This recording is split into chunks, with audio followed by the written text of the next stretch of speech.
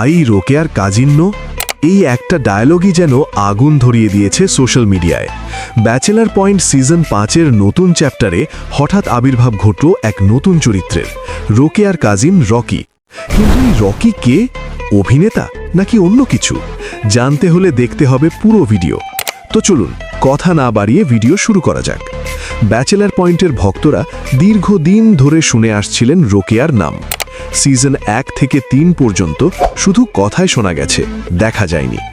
এবার সিজন 5-এ এসে হঠাৎ একজন এসে বলে উঠলেন, আই রোকেয়ার কাজিন্য।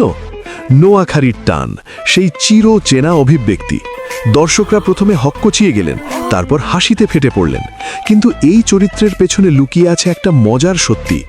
সবচেয়ে বড় চমক, এই রকির নাম আসলেই রকি। তিনি কোনো প্রফেশনাল অভিনেতা নন। তিনি বাংলাদেশের জনপ্রিয় মোবাইল ব্র্যান্ড ওপ্পো এর একজন উচ্চপদস্থ কর্মকর্তা। ওপ্পো তো ব্যাচেলার পয়েন্টের অন্যতম প্রধান স্পন্সর। নির্মাতা কাজল আরেফিন অমি এই সুযোগটাই কাজে লাগিয়েছেন। স্পন্সরের সঙ্গে ক্রিয়েটিভ কোলাবোরেশন করে একটা মজার ক্যামিও তৈরি করেছেন।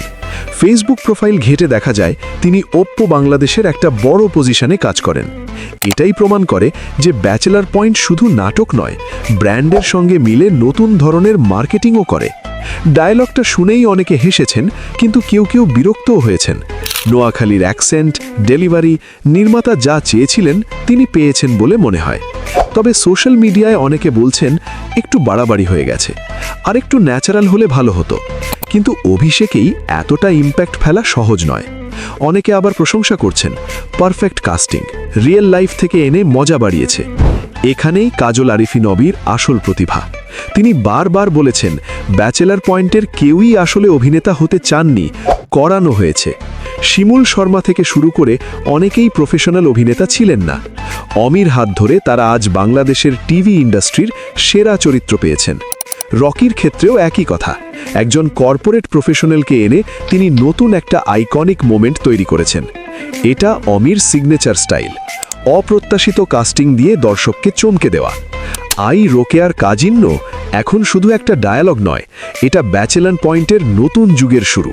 স্পন্সর, রিয়েল লাইফ, হাসি আর অমির ম্যাজিক সব মিলিয়ে একটা পারফেক্ট কম্বিনেশন। আপনাদের কি মনে হয়, রকির এই অভিষেক কেমন লেগেছে? কমেন্টে জানান। আজ আর নয়, দেখা হবে পরবর্তী কোনো ভিডিওতে। ততক্ষণ সবাই ভালো থাকুন, সুস্থ থাকুন। আল্লাহ হাফেজ।